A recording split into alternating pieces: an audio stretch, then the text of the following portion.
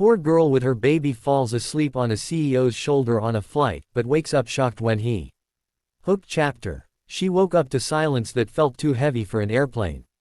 No crying, no engine roar in her ears, no nervous chatter around her. For a terrifying second, she thought something had happened to her baby. Her arms tightened instinctively, and that was when she realized she was no longer in her cramped economy seat. A soft blanket covered her shoulders.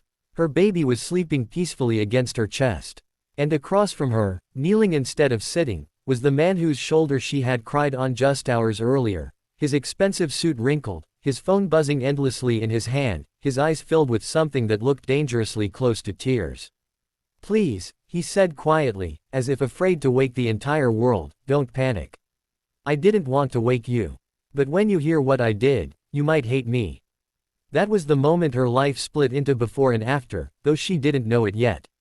Chapter 1. Maya hadn't planned to sleep on a stranger's shoulder. She hadn't planned much at all in the last year, not since life had begun pushing her forward whether she was ready or not. At 24, she carried exhaustion like a second spine.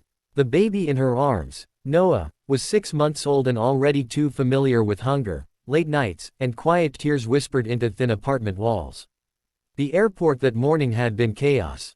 Maya juggled a diaper bag with a broken zipper, a stroller that refused to cooperate, and a baby who sensed stress the way dogs sense fear.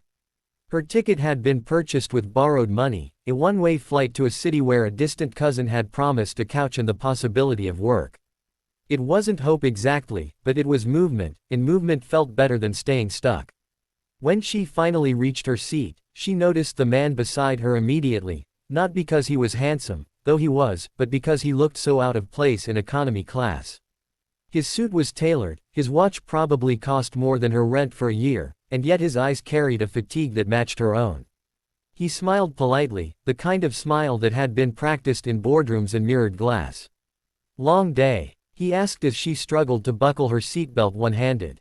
She laughed softly, a sound that surprised even her. "Long life." Something shifted between them then, a silent understanding that neither had the energy to explain themselves.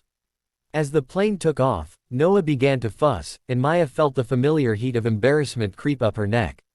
She bounced him gently, whispering apologies to no one and everyone.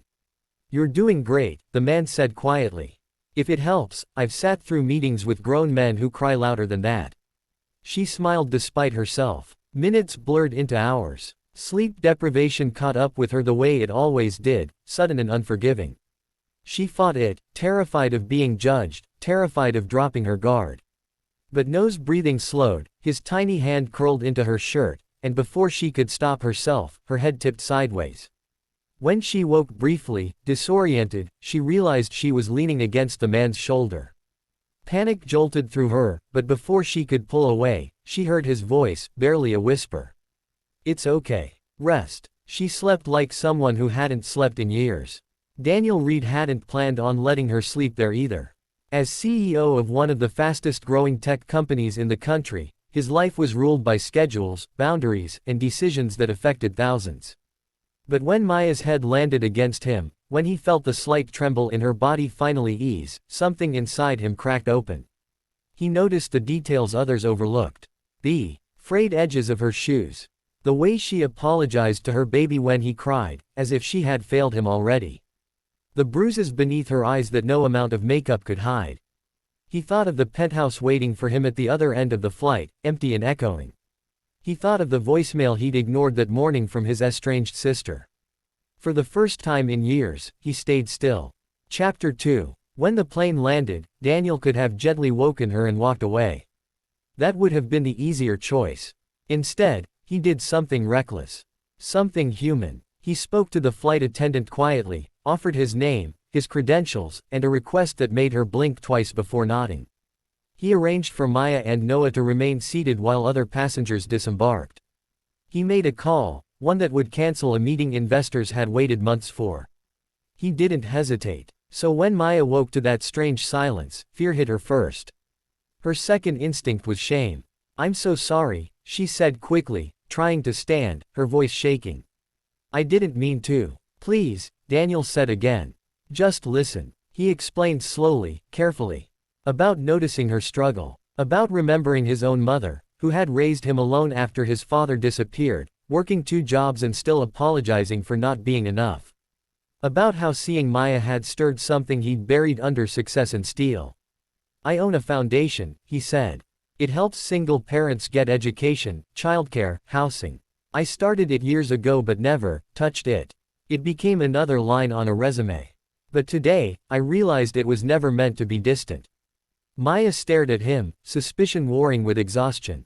She had learned the hard way that kindness often came with conditions. I'm not offering charity, he continued, reading her silence. I'm offering a bridge, temporary housing, childcare while you work or study. No contracts, no obligations to me. Tears slipped down her face before she could stop them. Why? She whispered. Because someone once gave my mother a chance, he said. And because today, you trusted me without even knowing my name. Her life didn't change in a single magical moment. There were forms to fill, fears to face, nights when she wondered if it would all disappear by morning.